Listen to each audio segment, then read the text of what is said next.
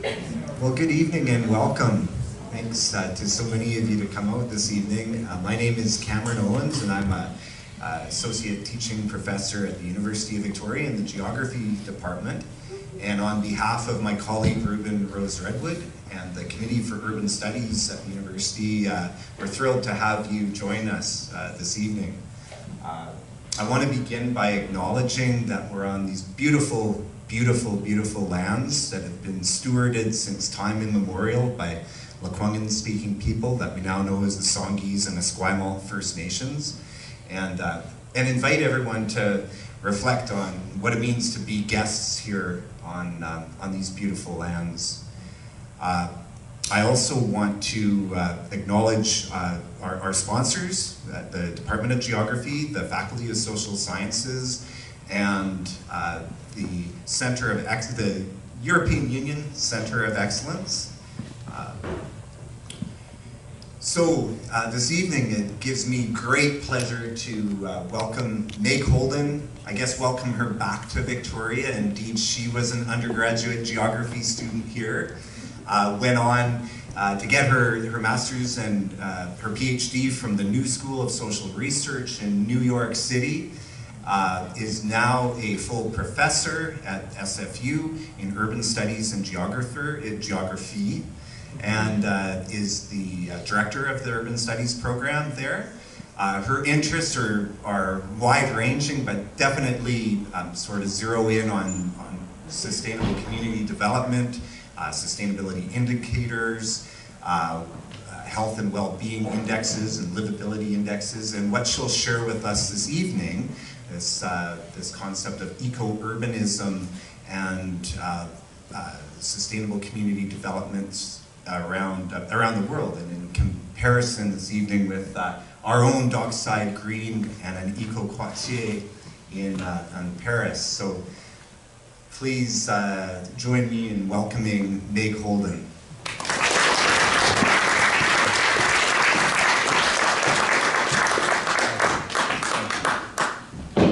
Thanks very much for that kind introduction, Cam. What Cam didn't say is the story I revealed to him over dinner tonight, which is that, like all academics, I get occasionally unpleasant letters back from journals telling me that the article that I submitted is not good enough and I need to revise it and resubmit it.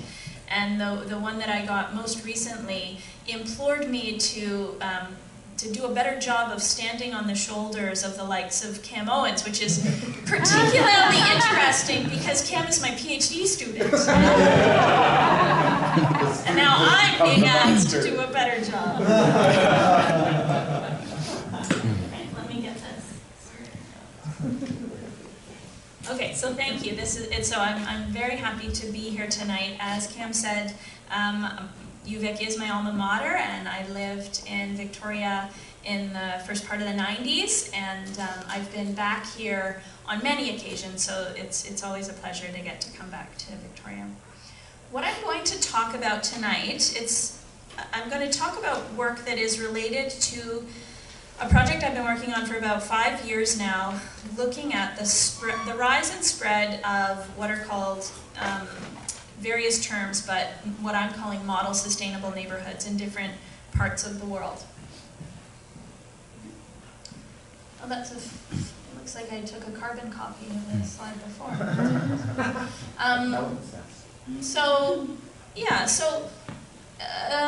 And this is based on a project that has been funded by the Social Sciences and Humanities Research Council of Canada. I'm looking at eco-urbanism around the world at the neighborhood scale. And so here are some preliminary results of a sort of worldwide scan that we've done of this phenomenon. And so what we're looking at are pieces of city, not whole cities, but components thereof, bigger than 2 buildings, but not the size of a whole city, and neighborhoods that are somehow trying to stand out from the city in which they sit in terms of some grouping of sustainability characteristics. And so when we look at those criteria, and a few others too, we think that there are about 420 of these districts in different parts of the world, and you might think that they would all be kind of in Europe and perhaps parts of the United States, but in fact, they're wider spread than that. Certainly, Europe does have more of these kinds of creatures in cities than we see elsewhere.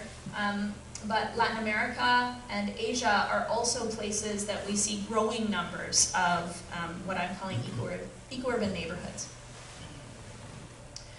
And along with this expansion of trying to build neighborhoods that are models of sustainability and of sustainable living possibilities is this explosion of ways to certify these neighborhoods as being sustainable.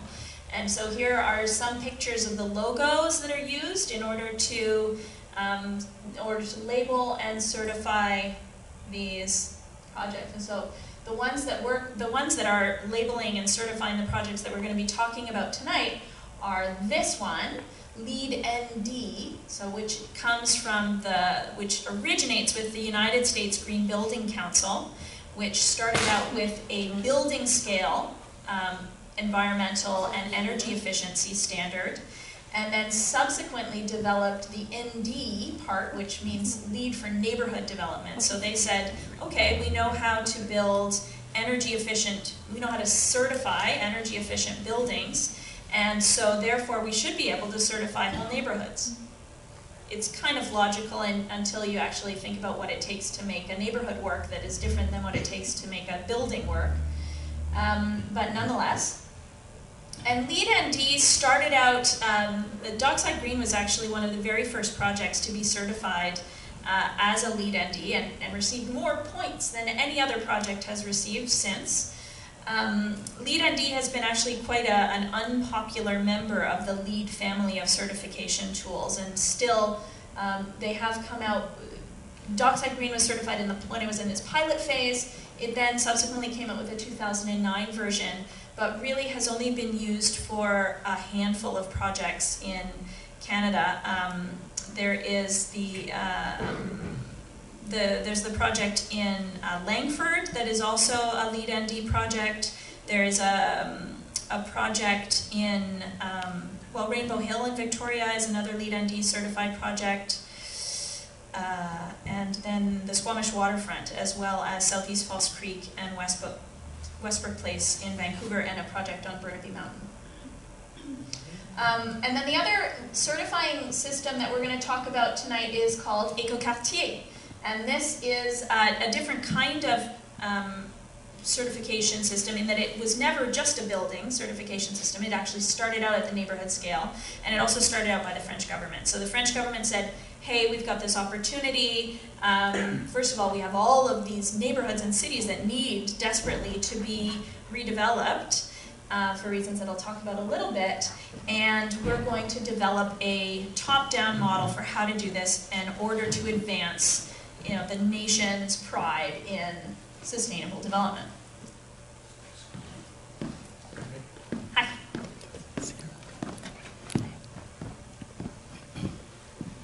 So what is with this focus on the neighborhood is one of the questions that I'm looking at. And for a time, in sort of the early part of the 2000s, this was a question that many people in urban studies and urban policy and planning were asking themselves, and it seemed to be a sort of a sweet spot. So you had The Atlantic publishing headlines like that one, talking specifically about Dockside Green, which I hope you recognize to be this neighborhood up here, which was just coming to almost to its current state of development at that time. And then in France we get similar kinds of aspirational headlines. Are Écoquartier the future of the city as a whole? And so it interests me because there is this long tradition of studying neighborhoods as the best scale at which we can change our behaviors, because it's the scale at which we live most of our lives, our sort of daily lives, the needs that we have on a day-to-day basis are met at the neighborhood scale. And there did seem to be at this moment, and we can talk later on about whether this moment is now passing, that this thought that maybe this was the right scale to act.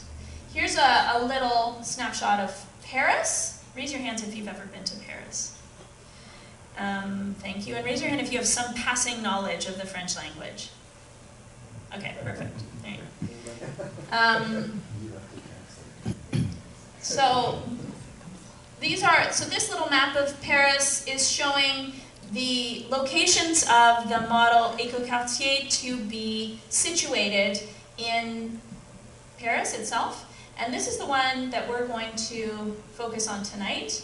It is in the easternmost arrondissement of Paris, which is what they call their district. So there are 20 of them, and you see they're in this beautiful, very non-Cartesian annelid kind of shape out from the center of Paris. So this is the 20th. It's actually the end of the annelid. Père Lachaise Cemetery sits within this district, and it's close to the very large Bois de Vincennes as well. The 20th arrondissement, so the 20th district in Paris, is not Haussmann's Paris. And so for those of you who have only maybe a passing interest in Paris, I want to say that we are not talking about Paris that looks like this. So Baron Haussmann is considered to be really the father of modern planning in the French context. He came into power in the 1800s with ideas about health and sanitation, so at about the same time as was happening in London as well, and really sort of in an effort to clean up and render sanitary the city, got rid of a lot of the mixity, a lot of the small streets, the closed alleyways, the courtyard developments. A lot of these buildings at that time were built even before there was running water, so a lot of the upper stories of these buildings wouldn't have been built with plumbing in them, and so his task was to come in and to sort of standardize all of the buildings so that they looked beautiful, and they also met new standards of health and sanitation. This did not happen in the 20th arrondissement. And so as a result, we arrive in the beginning of the 21st century, and you have this sort of set of arrangements that look nothing like this. And what I mean by this is that the 20th arrondissement is known for its sense of being a quartier populaire, which means that it's not for the rich. This is a working class district. Solidaire, meaning that they side with the left-leaning politics, and with a sense of speaking out for their entitlements from the state, as opposed to an interest in protecting private property. It's also a stronghold of citywide green politics, and at the turn of the 21st century in Paris, Paris was starting to write a charter for sustainable development and becoming quite interested in sustainability as a city, and the 20th was very much part of that. La tradition faubourgeoise, which means that this was considered to be a city outside the city. This was not within the traditional city limits of Paris. It was added after. And because of that, faubourg literally means a false city. So it was considered to be a mixture of city and town. There were still there are still farmers living in this town. There are regular markets with livestock. There is a whole mixture of different building types, and that's considered to be both part of the sort of the risky and the dangerous part of this district, and as well part of its charm and its interest.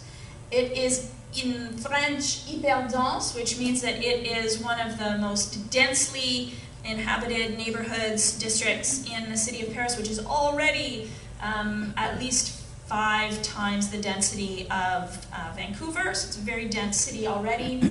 And this is even more dense. And it is known and proud of its mixité, so which means a whole range of things. Social mixing, so socioeconomic mixing, the mixing of immigrant families and French families, the mixing of building types and building forms as well. So this is all sort of background so that you can sort of take a look, because I'm going to tell you a story of how this neighborhood was transformed from this kind of precondition in order to take a new form as an écoquartier, and then I'm going to ask you to consider what that would look like if that process had been followed in Dockside Green here at home. So this is what it kind of looks like when you patch together a bunch of aerial photographs, and you can see that in this small, what they would call a little îlot, a little island within this district, it looks like there are definitely some old buildings there. A lot of them look like countryside style houses in the French tradition. They are not oriented in any kind of recognizable pattern towards the street. There are some that don't even have any street frontage at all. There's a mixture of some very old kind of wildlife by French standards. Oh, and you know, I should say that probably what I'm going to say to most of you as Victoria dwellers is going to rub you in a certain way. And so I want to say a couple of things before we start. That even though I'm going to talk about wilderness in the French, in the Paris context, there is, of course, nothing. There's nobody in this room, I'm sure, who would stand up here and say that there is wilderness in Paris, that it all holds a candle to the kind of wilderness that we see if we just walk, you know, 50 paces down to the water here. So Paris has put in all kinds of policies in order to valorize les trams bleus, the blue corridors, and les trams verts, the green corridors in the city. But there is nothing within their life and power that is within the life and power of the Salish Sea. So Victoria wins when it comes to wilderness, okay? End of story. But on the other hand, I am going to do a bit of comparison work between this neighborhood that I'm going to talk about and the neighborhood of Dockside Green. And I know that there is a bakery in Dockside Green that prides itself as being a proper traditional French bakery. And so I'm going to say at the same time that there is no pâtisserie in Victoria that can hold a candle to the craft of croissant making in Paris. So Paris wins. Sorry, guys. Okay, so those are my cards, and I'm looking forward to seeing your cards when we get to the question period that you want to put on the table and taking these comparisons in that direction. I understand that I am playing both sides of the field here, and so there are risks in doing that. But so here in this picture, you can start to see a little bit of the challenge of trying to think about how to effectively and conscientiously do any kind of a redevelopment effort in this kind of a neighborhood. Wait, the other thing I wanted to say is that you can also see a very high level of density immediately surrounding this neighborhood. And so this is also important to this story because this is called the Quartier Saint-Blaise, which is known as one of the densest social housing projects in Europe. And it is immediately adjacent to the neighborhood that we're going to talk about tonight. It was built in the 60s, and so this is the traditional French style of social housing project in which there would be a very long, they would even call it une barre, which means that it would just be a long bar up to 1 kilometer long, in which you would put as many apartments as you could fit. Which has led to, and that sort of development pattern and approach has led to a great deal of the thought and the critique of the conditions of social exclusion that result from that kind of a pattern. Okay, so why on earth would I want to compare Victoria's Dockside Green to a neighborhood in Paris? It's not exactly the most obvious kind of comparison to make. Here are some of the reasons why. So if we look at Dockside Green, the work to redevelop and generate a new model sustainable neighborhood in Dockside Green came about at about the same time as the idea of redeveloping Fréquel Fontarabie, the neighborhood in the 20th arrondissement. Dockside Green is a little bit bigger, but in fact, because it's only about a quarter developed right now, the built-out area is approximately, well, it's similar. Both of them are sort of neighborhoods that are a little bit on the outskirts, but adjacent to the central city. You can see that Dockside Green has built, these are in meters squared because that's what so you kind of multiply by 10 to get the square feet if that's more of a common number for you to think about in terms of square footage. And Dockside Green includes 266 condos, the 49 new units of townhouse affordable housing that has gone up just in the last year. And here's the projected build out when the rest of the site is built out. The redevelopment in Fréquel Fontarabie includes more built space, but fewer units, although they're 100% social housing units. So 109 new social housing units, 60 new daycare spaces, a new primary school, well, a redeveloped primary school. And the reason for that is that the units are bigger because they're built for what are called in French les familles nombreuses. So they're built for immigrant families who are expected to have a lot of children. So they need to be a little bit bigger. And actually there are quite a few policies in place in order to sort of provide for more opportunities to include families with more than 3 children. So this is one of those moves. Both sites were severely contaminated and required quite extensive and expensive industrial remediation before any kind of redevelopment could take place. And both of these remediations were done in a way to try and preserve something about the heritage aspect of the neighborhoods and their character. They both have striven and strived for moderate density, but in the opposite sense, in a way, that the density that is aimed for and planned for in Dockside Green is intending to increase the density from the surrounding area, especially if we look back to before the larger apartment buildings were built at the beginning when this neighborhood was first conceived. And in fact, one of the reasons that's been given for why the neighborhood is built perhaps slower than was expected is that it was just too much sort of higher density development to come into the Victoria market all at once. And so they had to slow down. In the context of Fréquel Fontarabie, the intent of the moderate density was actually to give some breathing room, was actually to reduce the density in the surrounding neighborhood and to provide more of a sense of amenity and green space.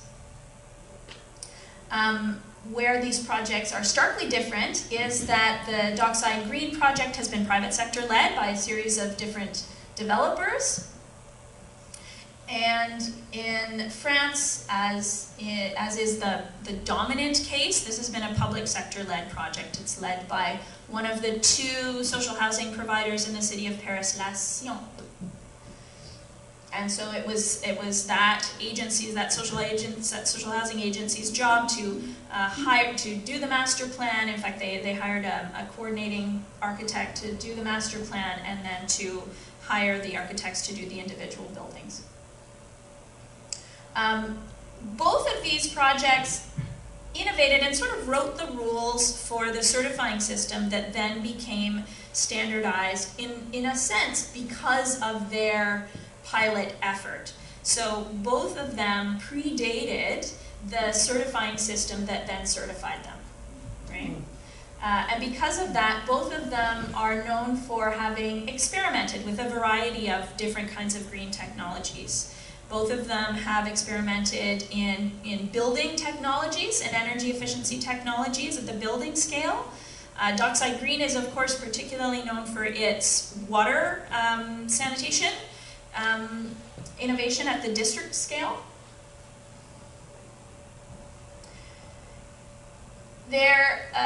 There have been a variety of different approaches to citizen engagement in both of these projects, and both of them represent attempts to sort of ramp up the expectations for citizen involvement in planning in a positive, in a proactive way, not trying to sort of put the brakes on development, but trying to be proud of or create conditions for development that people want to see happen and can be proud of.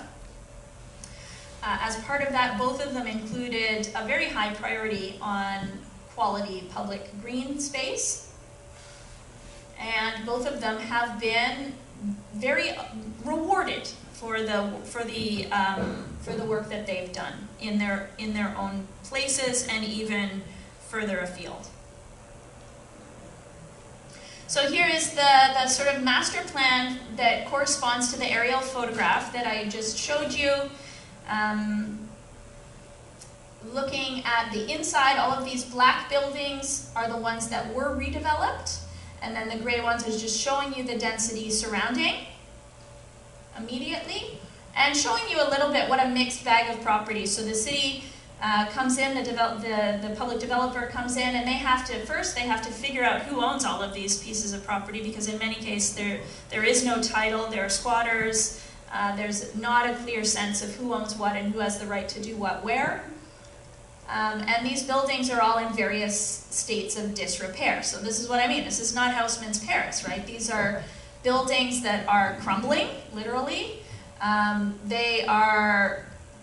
They're in dead alleys.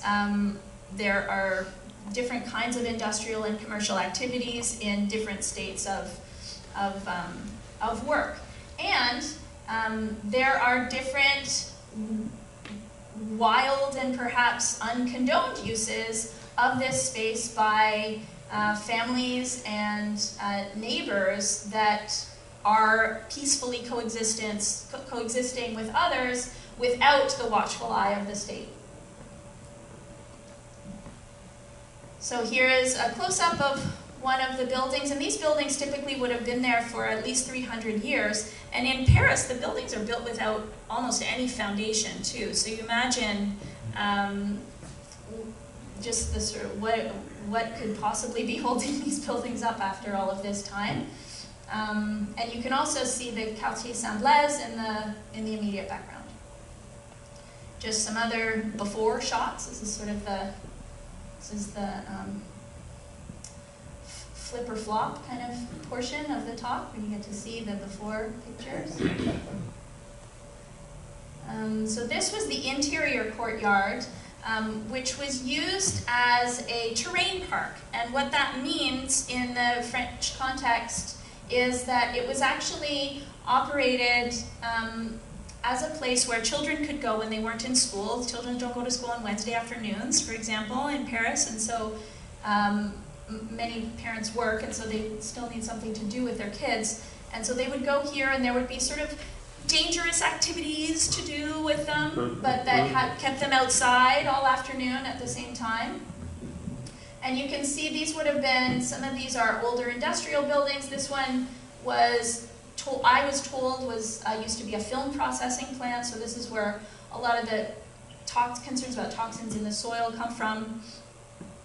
There was, within this terrain park, there were also chickens and some vegetable gardening and other kinds of activities. There was a primary school pre-existing, but you can see that it too is affected by the older industrial abandoned infrastructure around that probably presents some risks to the children as well. And then from the outside, this looks like a bit of an imposing kind of barrier to access. And so part of the argument for redevelopment is that, well, there is this courtyard, this is kind of needed green space in this area, this very dense area, and yet it's not really available to anybody who doesn't know about it. It's a secret.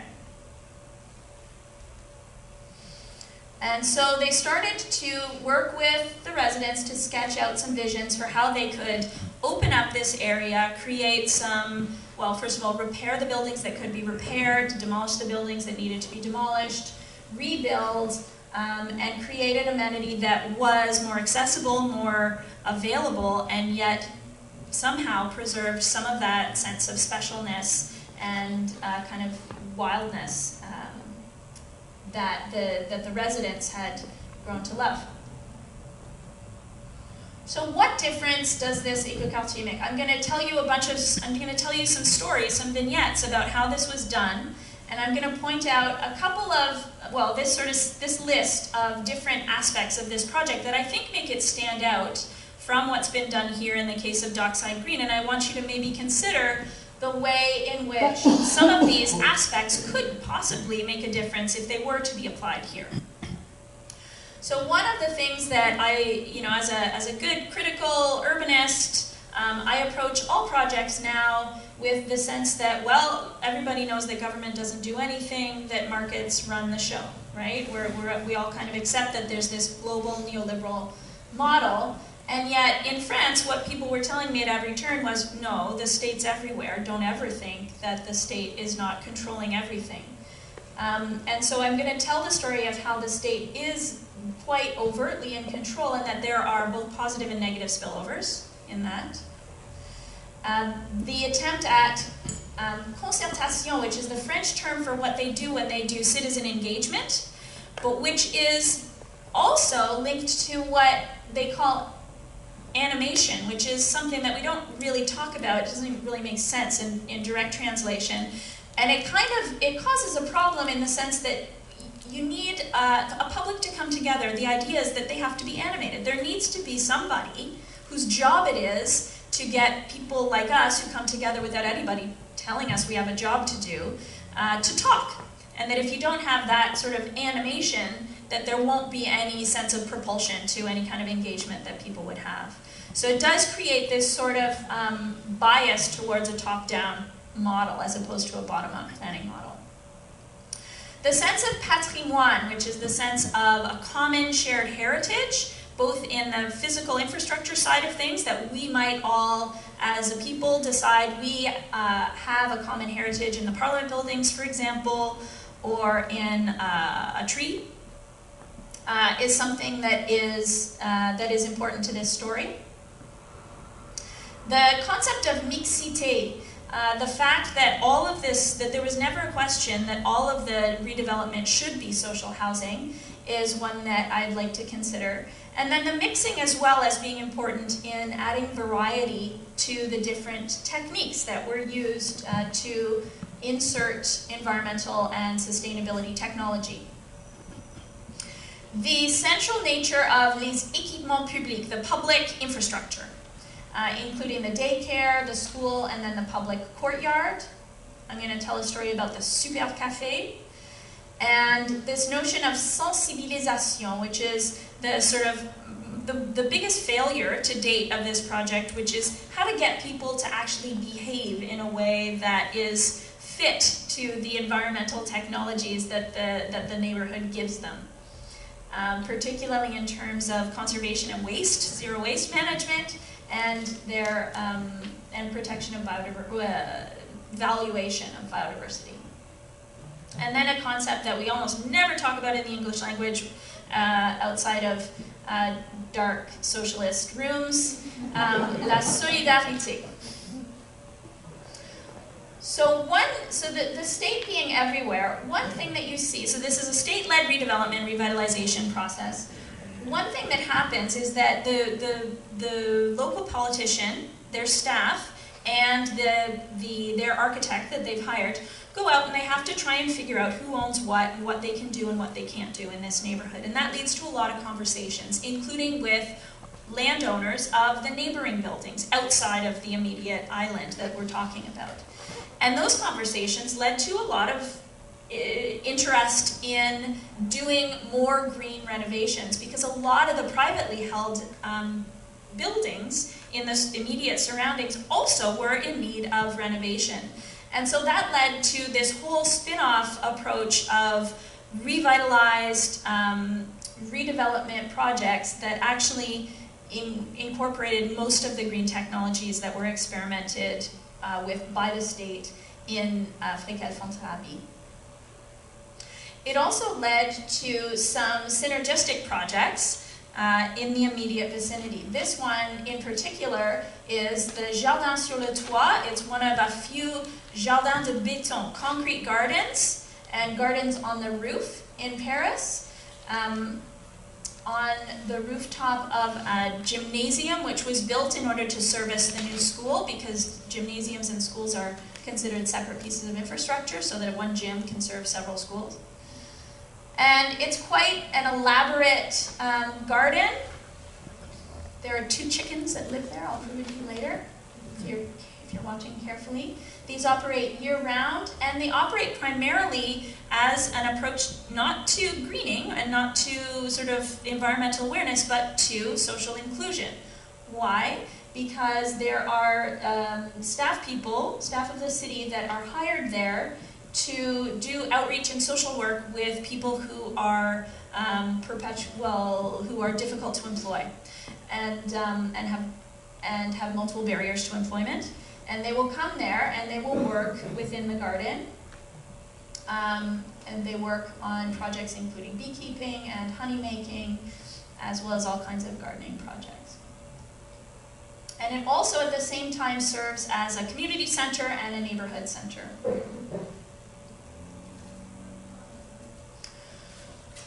So here's what the project ultimately decided to do. They broke up the lots into what could be redeveloped, what could be maintained but revitalized, so they maintained the actual form, and then how they were going to orient this sort of flow of people, the passage public, which was the most contentious part of the public aspect of the project, trying to get the residents to agree on what the nature of that open space should be. So here is the sort of the prioritization and the characterization of the different components of the neighborhood. So you've got the more recent buildings that can stay, the more picturesque, or the sort of the older, the charming heritage buildings that they want to revitalize. The pivot building, which was that building that was falling apart in one of the earlier slides. The desire to rebuild and maintain the sense of that faubourg, that false city, or the countryside kind of element, and then the industrial heart of the place. And so here, this is just one example of very long discussions that were held about what to do with this open courtyard. Did people want it to be open? No. Did they want it to be closed? Certainly not. And then the compromise that they reached that we'll talk about. So patrimoine. So here is the one industrial building that was able to stay. You can only see kind of a corner of it. This is that building that I was mentioning was a film factory, and actually they maintain this as just a back wall, and then this is where they then rebuilt a new gymnasium on the other side of this wall.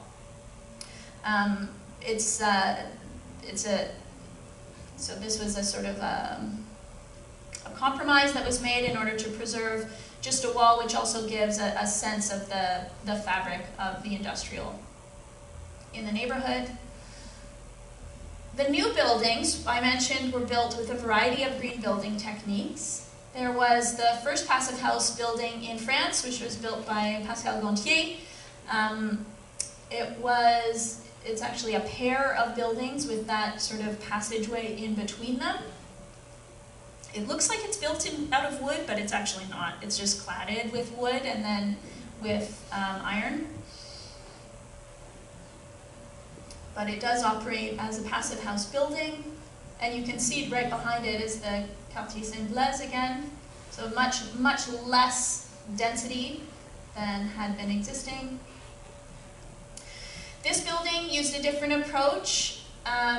The insulation, none of these buildings had been insulated before. The insulation was added to the exterior, creating these deeply inset windows that then added more shadow into the interior space. So more energy efficiency that way. This is an interesting kind of style. This was a sort of a double envelope building that was built with 2 glass walls in order to allow for residents to more carefully control the circulation of air, both warm air and cool air inside, and works quite well. And that's what it looks like from the street. And then this building actually, well, that's the graphic rendering, and that's the actual building. This building is actually built out of wood, and there is a big push as part of Paris's carbon reduction targets to reduce the amount, to increase the amount of building done with wood. One thing that you'll notice and probably are kind of struck by is that all these buildings are behind gates, and this is one of the issues around both the flip side of solidarity in the French context, which is this very deep-seated mistrust of one's neighbor, and the feeling that security can only be had in private spaces behind gates. And we get to, and that sort of reaches a crisis perspective in the équipement public, so the public infrastructure. This is the new daycare, quite snazzy looking. So people can come and drop their children off, and across here is the public school as well. And then the courtyard.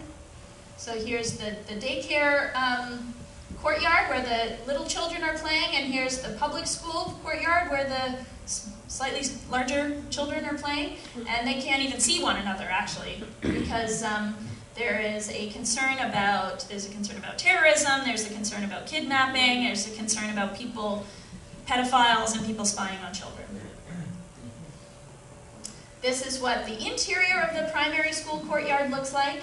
This was also a very famous architectural project in France, and you remember the older kind of wild schoolyard that existed, and here remember the intent was to allow children and others more access to green space. And so what they did through their concertation was to put in gardens. So these are fruit trees, and there is a vegetable garden here. There are more fruit trees up here, but these are formally owned and managed by the city of Paris, whereas this is formally owned and managed by the school board. And so actually the children don't have the authority, and neither the teachers or the teachers, to go in here without the gardener being present. So they actually have had a net loss of play space, outdoor play space for the children. This is the courtyard here, and the intention was to have the children be able to access the courtyard as they used to be able to do with the terrain park. But again, this gate has to remain closed by orders of the city of Paris and the French state. So that is not possible.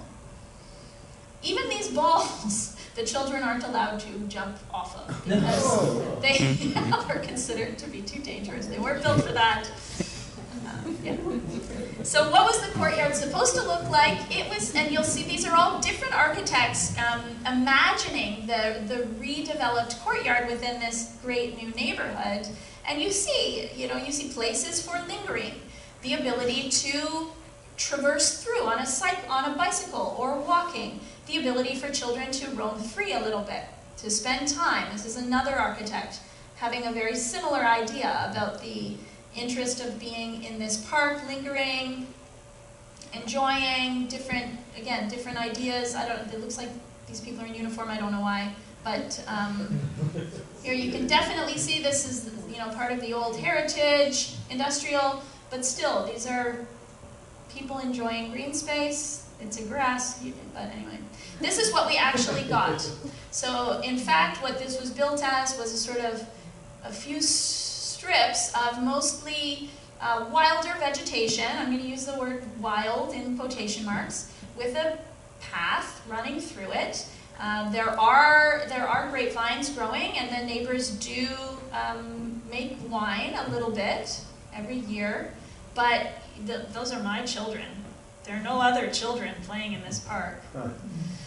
At the back of it, so you see that was the building at the front, so we're sort of just moving to the other side of the courtyard. There is a garden that is tended by the occupants of the building right here. But I would say the one real success in this garden is right here. So this is what you typically get when you go to a garden in Paris. You get a whole lot of fine print about what you can't do, right? And every garden in Paris has to be lockable. It has to have a fence, it has to have gates, there has to be somebody who is responsible for opening it in the morning, closing it at night.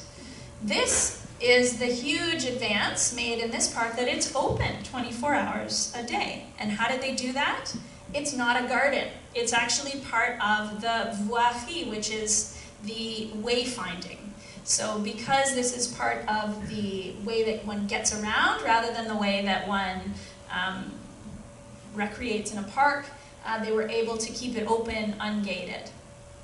However, they have yet to figure out how to, there's sort of this longer, probably cultural process of actually acclimatizing to the use of this as a space for spending time in. Which gets me to the next point, the Super Café. So literally, it's called the Super Café. This is the one aspect of the neighborhood that I think you could most clearly say borrowed North American ideas about what it takes to make a sustainable neighborhood, because this is not a Parisian cafe at all. There are a couple of clues. One is that you've got children's equipment there. People don't take children to cafes in Paris. That's not a place for children. And so this is definitely breaking from that mold. This is a family-style cafe. And also, the other thing that you don't do is you don't put a cafe on a closed square. So this is at one end of that courtyard. And I just have to point out that the sort of the massing of the building and its orientation looks quite similar to the Café Fantastico at Dockside Green. This one is used, so this is considered to be a useful piece of neighborhood infrastructure where families can spend time socializing. The point about why you wouldn't put a cafe on a courtyard is because it's considered to be too intimate. And so in the French understanding of le patrimoine, which is the heritage, you would want to keep intimate places intimate. Nobody would want people sitting at a cafe watching their neighborhood property, right? Their common property. And so the way that they sort of allow an invitation from the street is that this is a small walkway that opens up, and there's a little advertising for the Super Café on this sign. So that one thing I mentioned that is another sort of a longer-term project for this écoquartier, la sensibilisation. How do you sensitize people to the need for recycling when they've never understood that this is a priority, that there's nothing really in it for them to recycle? How do you get people to understand that green roofs are not the sign of a building that is insalubre or unhealthful, dangerously unhealthful, because it's growing with grass and vines and weeds, like these buildings that they've just torn down in this neighborhood, but that is actually a sign of a greener, healthier Paris. How do you start to celebrate biodiversity when there is all of this cultural understanding of the danger of vermin in the city, for example? And so really this is sort of the work that I see happening in this neighborhood and elsewhere in Paris through, for example, organizing parties and organizing events and information campaigns and color, and trying to connect this participation with the quintessential French concept of love. We love, and therefore we participate. And then solidarity. So this is another sort of key concept that can be drawn into play and has been drawn into play in this écoquartier and in others that you don't see happening in model sustainable neighborhoods here in Canada or in the United States. Solidarity. And this is a hard thing for me to figure out how to communicate, so I'm going to try and do it through writing on the wall. So this is some writing on the wall within the 20th arrondissement. This one says, save the bosses, become volunteers. We can actually, we can do something good even for capital by volunteering and opting out of the system. that la fraternité, or fellowship with our fellow human beings, is a living thought. And then somebody's tried to cross out living, or no, not cross out living, but tried to put in dying, and somebody else has come back and crossed that out and has written, and more than ever, amen. So the concept of solidarity, the sense of a need for belonging, for participation without remuneration, being alive and well. The second cafe to establish within the Fréquel Fontarabie is called the Café Suspendu, the suspended cafe, concept solidaire. So this is a voluntary kind of neighborhood-based cafe. Oh, does anybody see? So just to sort of summarize, this is not, so I can neither be entirely critical nor entirely commending of this particular eco-quartier project. Definitely the neighborhood wound up with better buildings than it had before. One of the challenges that the city now faces, and the neighborhood as well, is that when I'm saying they're inhabited without intention, which means that because they are 100% social housing units, the people who are living there are coming off of a wait list. They could have been placed anywhere in the city of Paris and even on the outskirts. So they are, on the one hand, fortunate to be living in brand new housing stock. They're excited about that, but they definitely didn't come with any particular ecological intention or intention for eco-living.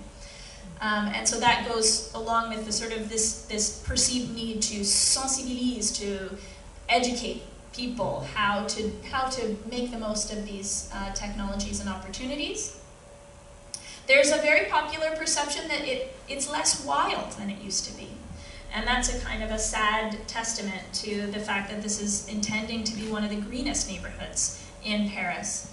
And why is it less wild? Well, it has more eyes on it. There are more people who are trying to control it. There's less of a sense that you can do what you want. You can get away from the state, for example, for a while. The neighborhood has served to point out weaknesses in urban design. Some of those now show up in the nationwide Eco-Quartier label. And so that label is now proceeding to be expanded across the country with good effect on changing people's attitudes about urban design and practices, including these ridiculous fences and the ideas about closure, etc., and privacy.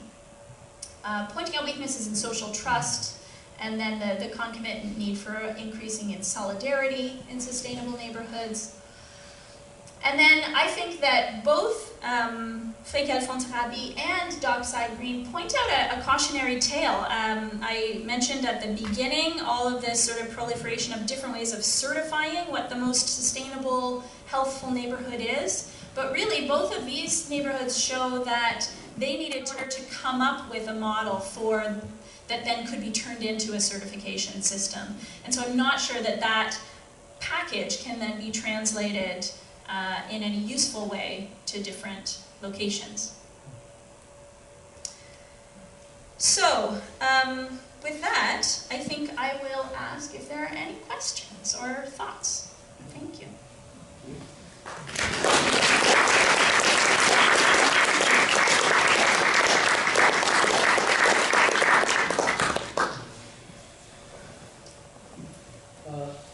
Who pays for the development? They figure out who the building owner is and proceed with permission to do the retrofit of the building? Is it paid for by the city, and does the owner then get the benefits of the building that's out from the retrofit, or how does that go? Okay, yeah, so Cam told me I had to repeat the question. So the question was, who pays for this, and how is that worked out with private versus public landowners? All of the completely redeveloped sites were on public land, so those were done by the public. And then in certain private cases, or cases where there was an unclear title to the land as well, the state also footed the bill, because there are particular government programs when it comes to health and safety. And there was a big push at the time to, and still is really, to make sure that that building codes were being respected. So there were various ways in which even private landowners could receive a state subsidy for this redevelopment.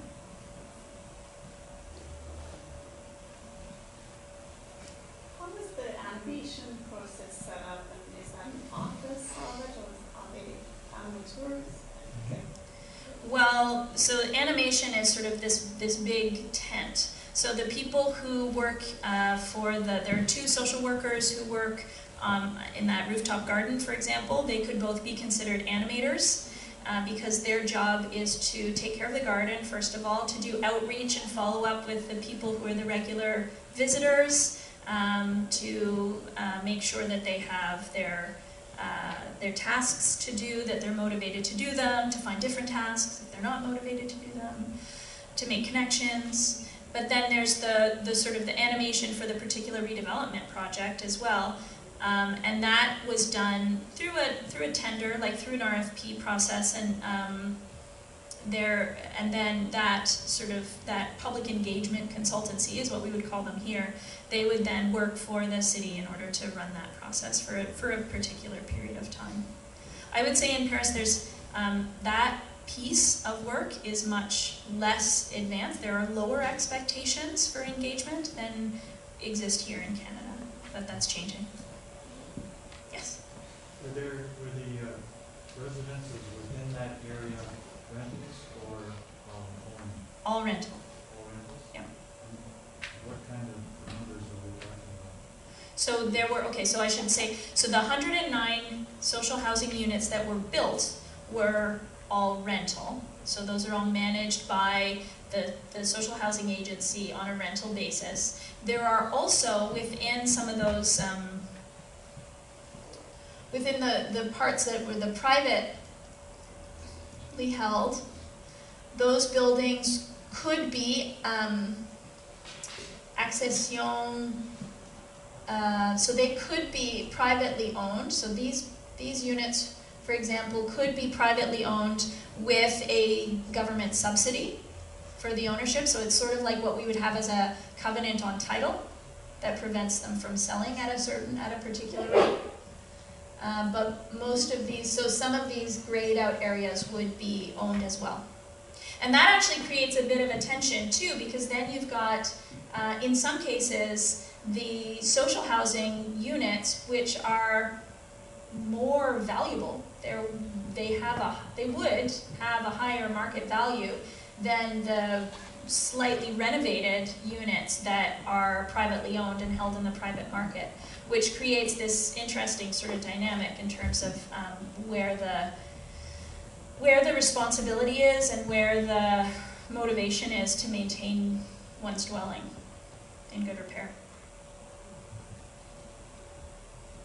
Yes? 2 questions. What happened to the people who were displaced by the development? Did they have a right of return?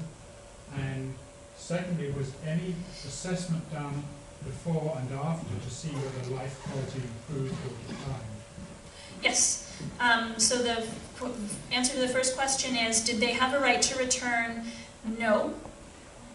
But they were put on the social housing waiting list. Now, that said, the social housing waiting list is, there are probably 10,000 people on that list. So there were a few individuals who did wind up without a home in this process. And that was considered to be acceptable because of the very sort of the dangers to health of living in that building. And then the other question was the follow-up. Yes, and so the quality of life is quite high. People are thrilled to be there generally, but when it comes to what we call environmental behaviors, there is absolutely no difference between the population of Paris as a whole and the residents of this neighborhood. But did they see a change over time, or did they not look at it? Well, it's only been done once. So they didn't do a pre? I was looking for whether they couldn't because they're a pre-assessment. Oh, I see. Of quality of life and then a post-assessment. Yeah, no. So I can just tell you qualitatively the kinds of comments that I heard, which are that, well, it's very beautiful, it's nice, but it's not so wild. It doesn't feel like it's ours anymore. doesn't sound like an improvement. Yes? Was there any opposition to this project? And if so, did it have any points that we can learn from? Was the opposition to the project? There was certainly opposition along the way. There was opposition to the different options that were put on the table.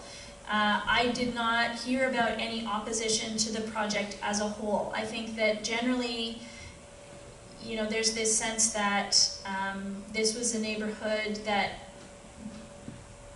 people were excited to see some interest being taken by the state in this neighborhood that had been so long ignored, generally. And then there was some discontent with how it was approached.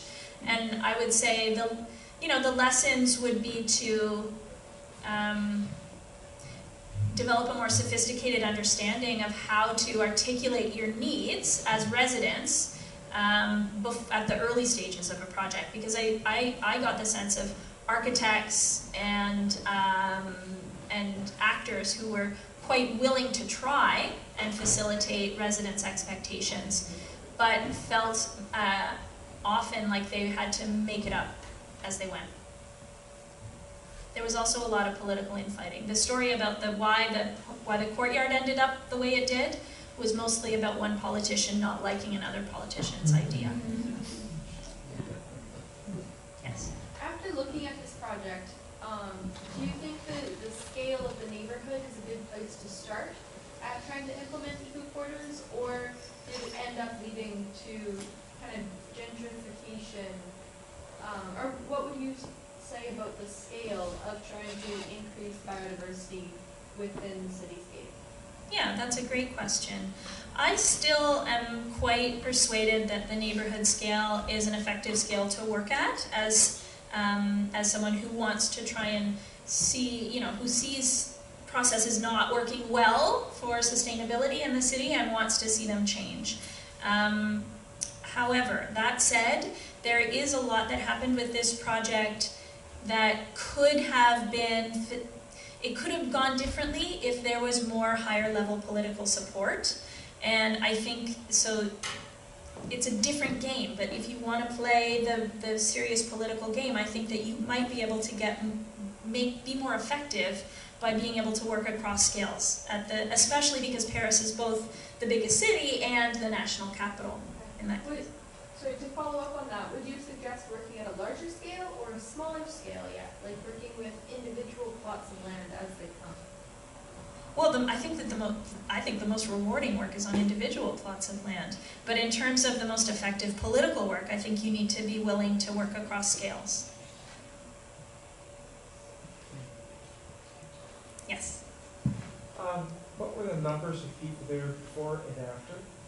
And secondly, the sense of community.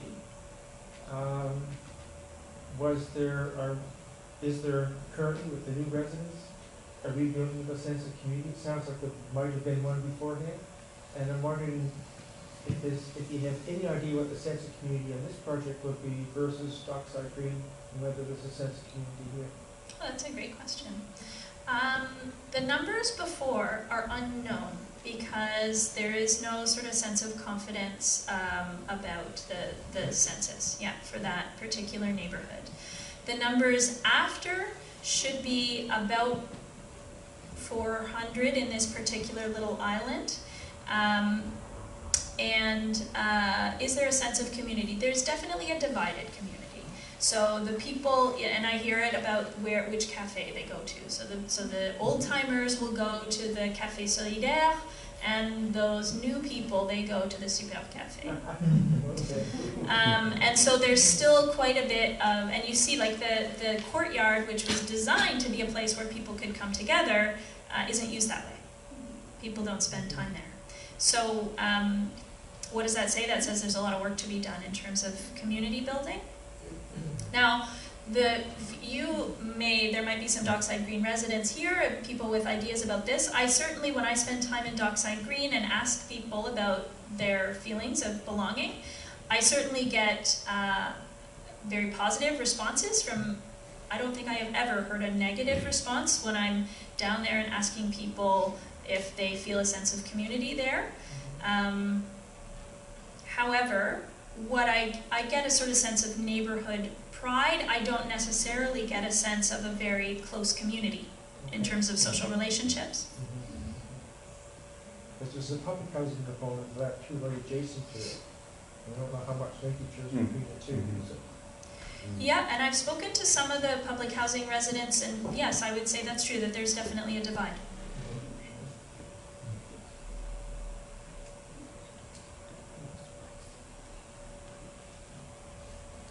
Do you know if they do any community-centered activities there?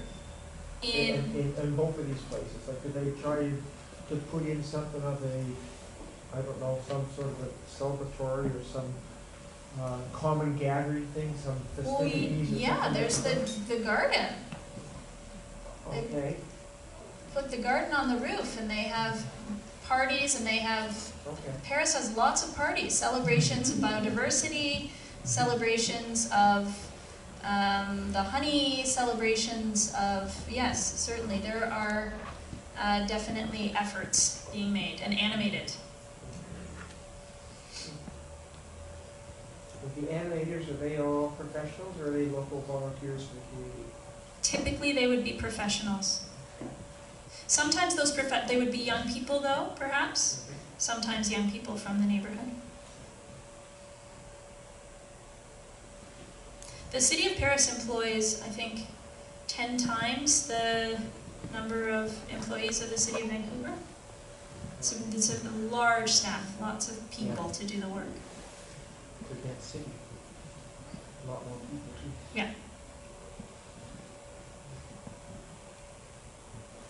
I guess a question that builds on your previous one about how this École Quartier works within the broader context of the city, or even that arrondissement. And that as a Vic West resident, I know it's interesting that there is quite a divide between Dockside Green and the developments along the shore and the actual older community where I live. And so it's interesting to hear that how does that École Quartier relate to other adjacent neighborhoods. But I wonder also how does it access the city from a transportation standpoint or from, employment, where people work? Like, how does it fit in with it in the grander context? Well, so that's where I'd say that because this is a city-run project, that it definitely, and it's inside the city of Paris, the transportation question is a non-issue. Because there is no place in the city of Paris that is not well served by public transportation. And in terms of the expectation of having publicly funded amenities, there's no question, right? So publicly funded, one of the best perks to amenities to this neighborhood were the 60 daycare spaces, which are really desperately needed by the people who are going to live in this neighborhood if they're going to get a job. So that certainly, so that sense of integration is very well considered, I would say, generally speaking, in Paris compared to here at the outset. It's one of the first things that they think about, really. I had a French visitor with me in Dockside Green who was just kind of shocked. She just assumed that they would have built a school there. Where's the school? Where do the children go? You don't have children. There was a question. Could you just clarify just the neighboring or adjacent areas of the island? Were they mostly private or public? So they're mostly, so the larger area there's a large social housing development right adjacent. But a lot of these, where's my black and white? There. But these gray ones would be mostly private development. So these would be small apartments, like some of these older buildings very small apartments, right? Like 300 square feet maybe. Some of them would maybe have not even have a bath. It's still quite common to go to the public baths to bathe. So they're owned, but this is not a particularly wealthy area. Do you know if the valuation of the land where those rentals have changed or shifted based off the quality of life that presumably this island is providing? Yes, it is increasing. It's not increasing at the same rate that we're seeing, that we saw up until last year in British Columbia. And does this create challenges for the tenants who live in those units by chance? Or?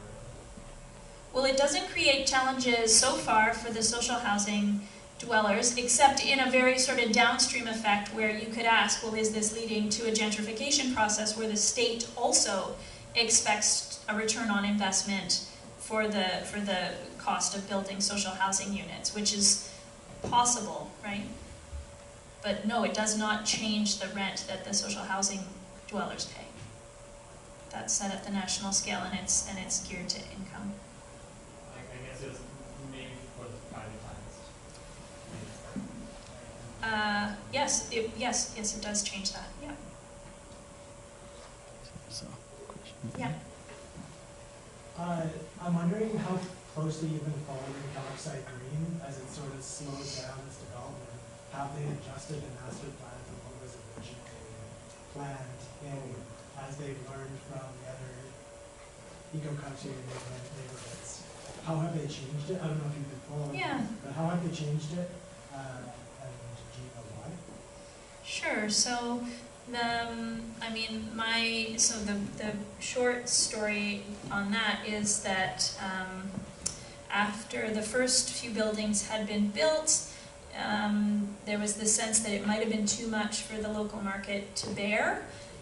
Sales slowed down, but this was also the time of the financial crisis, and so there was the decision, and there was also a challenge with the cost of materials at the time as well, and labor. So the initial developer went bankrupt, and so a non-developer, Van City Credit Union, ended up the sole owner of the development and spent a long time figuring out what to do. In that time, a new development agreement was created, and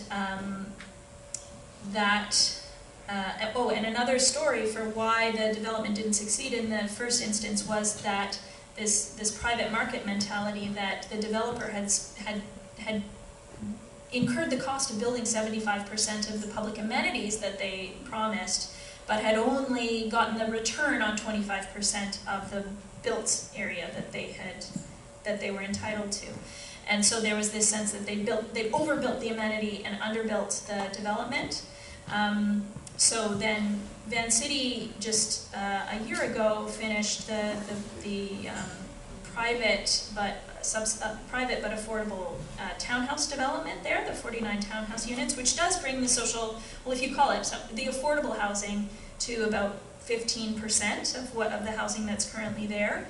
And now the project is owned by BOSA, which is a mainstream development company based in Vancouver, but that developer has not made any signs that they're changing their commitment to the new master development plan. And they have proceeded with some new industrial space as well. So time will tell, but I think that we can expect more standard market condominium development. Yes? Sorry, I'm a little bit confused about the naming of the whole project. Calling it an eco corridor seems to almost be a misplacement of the word eco. Maybe a social enhancement corridor might be more applicable, but I'm having difficulty seeing how the eco corridor alleviates issues around climate change or pollinator collapse or food security or maybe decolonization within the context of Vancouver Island. Is there anything you can speak to? So why do they use the term écoquartier? Well, that would be a longer conversation, but the way I understand it is that in the French context, that the notion of sustainable development begins from the concept of solidarity. It begins from the concept of responsibility to care for the national territory. And so from that perspective, there's a sense of already being responsible for mastering the development, the human development process and the social development. And what they are adding to that is an additional responsibility for the environmental qualities of the development. So by adding green technologies, I didn't provide you with the figures, but this kind of building technology does reduce the energy consumption of these buildings down to, well, a tiny fraction of what the energy consumption is in sort of the adjacent older buildings. And there is more of an attempt to create a more living green space as well that has a greater respect for biodiversity than you would find in any conventional French garden. Can I do a second one here? Yeah. This is broader, and just to bring this into context, do you have any idea what percentage in Greater Paris is the residents are owned as opposed to rented? I should know that, but I don't. I'm sorry. I don't want to say that I don't know. I don't know, a place like Vienna, I understand, there's something like 40% public housing and non-market housing. I'm not sure what, just curious what Paris would be. There is a very elaborate and multi-segmented structure of forms of housing ownership, land and housing ownership in the French state, which makes it a little bit more challenging to divide it, because they have different levels. Basically, anybody, the way I understand it, anybody who does not own property can qualify for social housing at some level. And so there is it's more of a general expectation that if one is a student, if one is a retired person and has not managed to acquire property through one's life, that there's a much greater sense of a right to housing.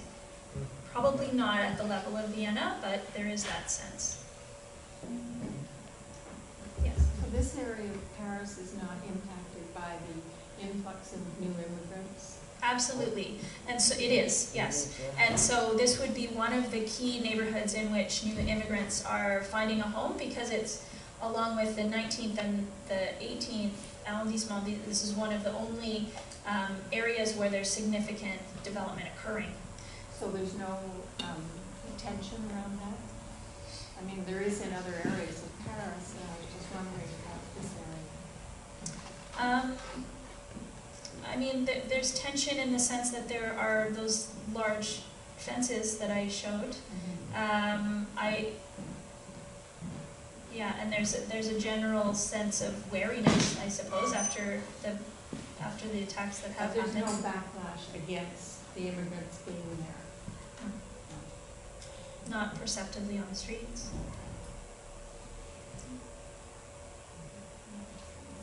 And this goes a little bit beyond your presentation, because if I understand it, this development kind of predated the Eco-Quartier certification. But I wondered if you knew about that certification, and just if it's interesting, how does it compare to what we're familiar with in North America, like LEED or living building or something like that? And is it prescriptive in the same way? It is not prescriptive in the same way. It is much more of a process-based model.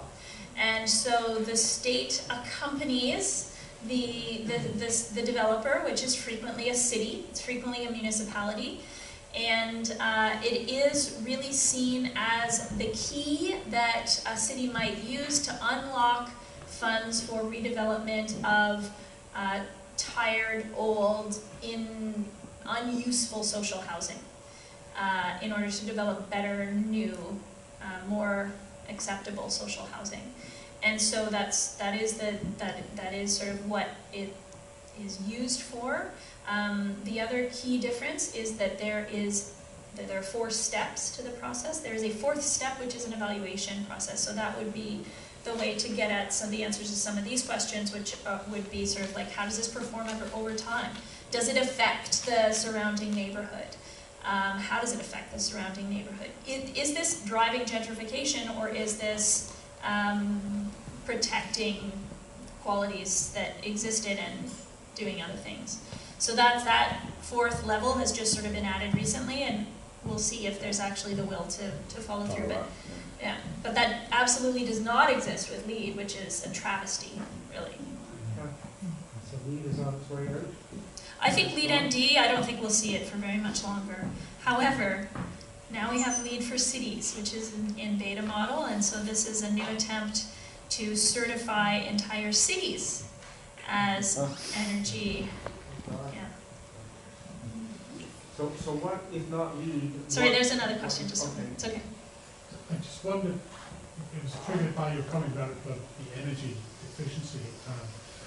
I've seen a wonderful project many, many years ago in Liverpool, which was doing something similar to this, but they used it as an opportunity to train local residents where there was high unemployment and give them the skills and employ them. And I just wondered if there was any effort here to hire and train local people, because it's a great way to do that. You've got high unemployment in an area like this. Yeah, but no, I have not heard anything like that. Sorry, I cut you off. Did you want to ask something else about LEED? If not, like, we generally see the publicity of it. You say this is a LEED certified building, and people at site we're getting a LEED building here or there. If not LEED, what other certification is there that's going to replace or become, or is there anything that's more standardized? So, because the public can have 16 different, certification processes, it won't mean anything. Well, I would, so LEED is all carrot and no stick. Okay. Like our budget. Well, what we have is we have building codes and we have energy codes. Yeah. So why can't we talk about, and we have, so now we have, and so we talk about a building code which tells you the most dangerous, the most inefficient building that you can build and still call it legal, right?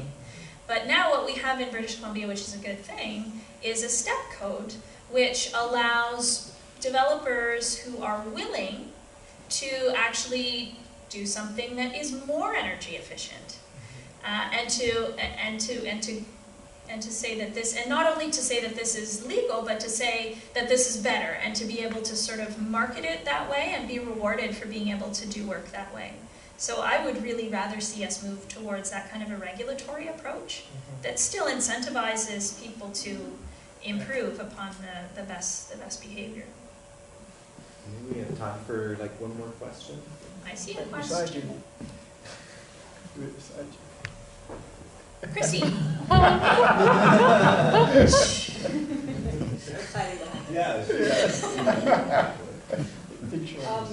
It's my understanding that municipalities did use, like they're going to use the step code now, but they did use LEED and other building programs in the way that they're moving towards the step code now, and the step code is to kind of standardize it. But before, maybe they would say this has to be legal or something, or maybe built green platinum or something like that. Like they would set a standard. Just now we just have one to pick from instead of a whole bunch, and each municipality wouldn't really maybe know what they were asking for, whereas hopefully now they'll get trained. Right. Because it's just one thing. Yep. So I'm just not sure if it's that different, like the step code versus saying it's going to be built green platinum. Because, well, I think it will, because it moves it into a regulatory system, whereas there have been increasing doubts raised about whether LEED is an effective tool, whether it's a money sink, whether it's a fair and reasonable certification system. There are ways to achieve LEED certification without even maximizing energy credits, and so it's sort of a bait and switch. And also because of the lack of evaluation, so the fact that you're basing your your bragging rights for LEED around the energy behavior that you've modeled for the building, and not based upon the actual performance of the building.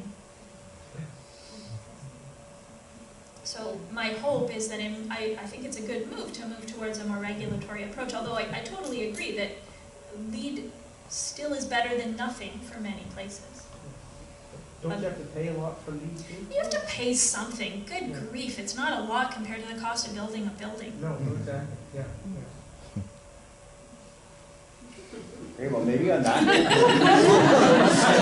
Wind things down. Sure, we can continue the conversation after, but I just want to thank Meg Holden for joining us. That was really inspiring to think about and questions we can take with us, bringing this home here to Dockside Green, and to think, what would it be, how could we develop something like that differently, and are there lessons to learn from these other models? So thank you so much.